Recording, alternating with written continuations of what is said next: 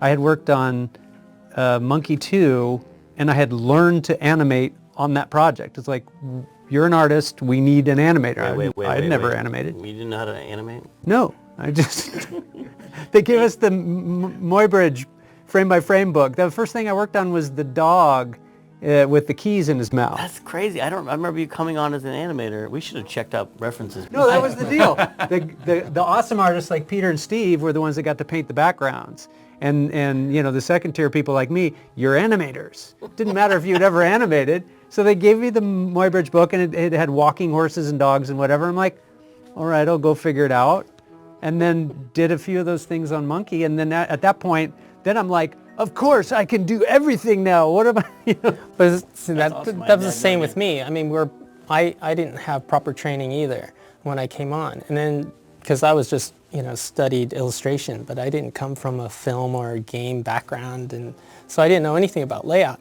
But coming in, and then there's Steve Purcell in the room, right? And then I had no knowledge of comic book artists at the time either, you know? And so having all, like Ken Macklin and having these guys around, even McKeag would just walk in and out of there, and I was like in awe of these people. And I thought, oh my God. I talked to people about, like, that felt like grad school for me. Yeah. Because I had been thinking of going to grad school, and then I get this job, and like, I get paid to do it, and I get to learn from these guys. Exactly. That's great.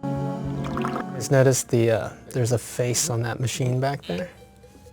Oh, that is a special Chan thing. Faces on everything. Oh, with the teeth on the bottom. Faces on, and the big red clown nose. It's like Laverne eyes, one bigger than the other. Oh, is this the same audio cue as the purple tentacle? Yes. I remember one sound file. Working on that animation for like 2 weeks. Damn good coffee. Is that a Twin Peaks reference? Was Twin Peaks? Did we cover this before? Twin Peaks. Yep. Were we actively thinking about Twin Peaks when we wrote that, I wonder? Probably. I remember we would go to Ron Gilbert's apartment and watch Twin Peaks at around this time. That's true. The only thing that bothered me was when that whole sequence was over, when we went back to the in-game animation, Dr. Fred moved up a pixel. Oh, that stuff drives me crazy. Oh, I'm going to think about that tonight. Can you fix that in the special edition? These are very satisfying hand-wringing for just a few pixels. Pizza Orgies, they predated me and you being in the company. They used to invite all their friends and family over and play the game all night long and get a whole bunch of pizza. And an orgy was involved. The orgy part stopped before we came. I think they stopped doing that, because... Those were fun, the pizza orgies. Because we were there anyway. We weren't going anywhere.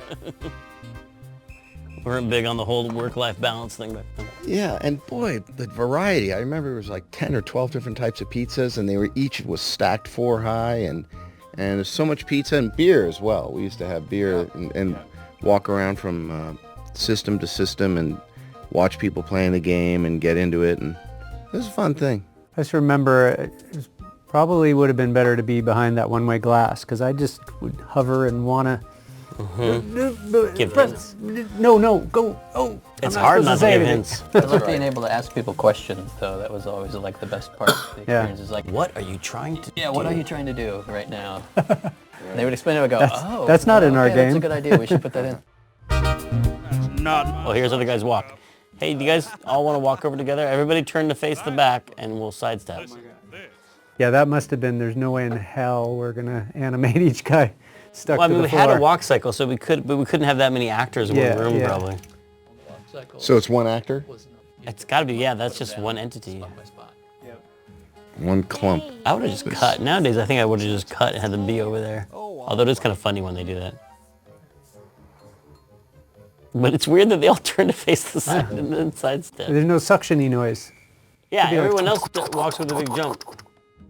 These guys have greased up the floor. I love the look of that crazy, easy. He's a mummy in a disco suit with gigantic horse teeth. That was just the weirdest character to have to design. What are you talking about? There's so many ideas to work with. Spaghetti. All the other characters made sense. That one. It's funny how the tentacles prefer beehive hairdos because they're pointy on top, like tentacles are. Was there a logic to that? I never thought about that until this moment. But obviously, you artists had that all planned. You're like, who would the tentacles admire most? Someone with a pointy head. That is a beautiful shot. Nice, full screen animation. Back there. Wow, 3 frames. Boom, boom, boom. That was state of the art, right? Nobody had full screen animation in those days. And I think, what was the deal? It was like 30%, 20% of the screen, of the pixels on the screen could move at once, no more than that.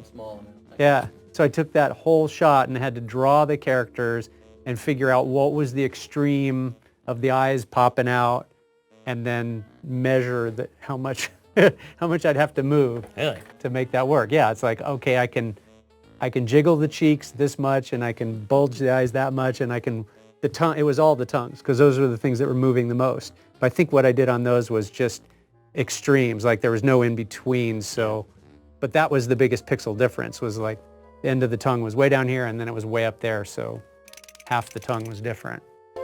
There's a Chan joke there. You suck. The vacuum cleaner is called You Suck. Peter. I recall this was my least favorite. This is your least favorite room? Yeah, I remember I started to burn out, and I just remember I struggled with just the background with that one. Was that one of the last ones you did, you mean? Probably. And was that directed at one of us? You No, Suck? Was that no. for me? No, I or Dave? just Oh, remembered Dave. it's not very interesting, that's all. I wonder if that was late in production, because Yeah. I was just watching the whole vacuum cleaner thing, and I remember I had this totally elaborate thing that she was going to do some weird sword fight thing, and then something much bigger with the sucking the hamster and the vacuum cleaner, and then it ended up being like a 2-frame and go, because it was like, I don't have time for this anymore. Pete, the thing that I remember with you was always you would do the sketch for the room, and you would bring it to us, and you would have put in all these amazing details of all this right. cool stuff, and we would always look and we would go, okay, this is great, but you have to take out the ladder Yeah, and the shovel and right. all the things that an adventure game player will want to Right, pick up and right, take. right. And Oh, that's nice. probably by the end of the game, you're just, all right, I'm going to put nothing in here. But That'll show them. Yeah, I mean, all the interesting stuff turned into the silhouettes in the foreground where you can't touch it. Eventually, I It's just a little used... frustrating, Yeah, too. yeah. but- And I know. those are still interesting that you want. So I didn't have enough pixels to actually show, like, there's That's way the too much. genius of the screen. There's way too much hoagie.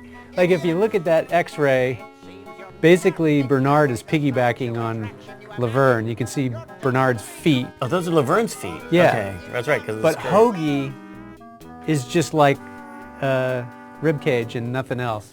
There's no room for it. Look how involved this scene is. Like, there's all these different gags for how they all get. Like, it takes. It's all. That's your reward for How many finishing days this did it entire take game. to do that That was a animation? long one. That was the funnest one. Look how evil Laverne is. I think because that had a lot of visual gags that were easy to do. Like the X-ray thing is a drawing, and then the stretching the shirt and snapping it, the action's quick. Like the drawings that it took to do the stretch was nothing. You know, I think it's her regular walk cycle, maybe just tweaked. And then you let it go and shoots off screen in like 1 or 2 frames. But that was fun. I often refer to it as the last fun time I had making a game, just because we didn't have 3D and we didn't have to worry about voice during. We didn't have to lock our scripts early, so we could do localization and translation. So it felt easier.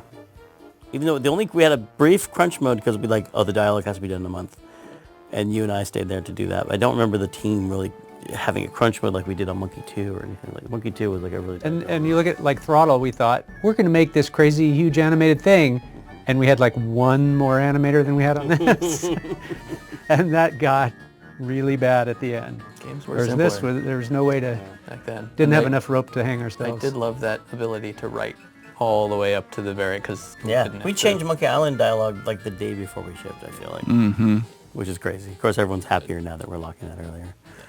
And the scum system, like I feel like we touched on that briefly earlier, we didn't really say much about it, was like great to work in, because it was like you just had a little puppet theater, and all the things that you wanted to do to make drama were really easy, like, oh, have the characters walk around and play animations and say lines, and you didn't have to do any programming really behind any of that. It was all just one line to make any of those things happen, so you could just focus on, let's make a cool thing with all these little assets that we've got.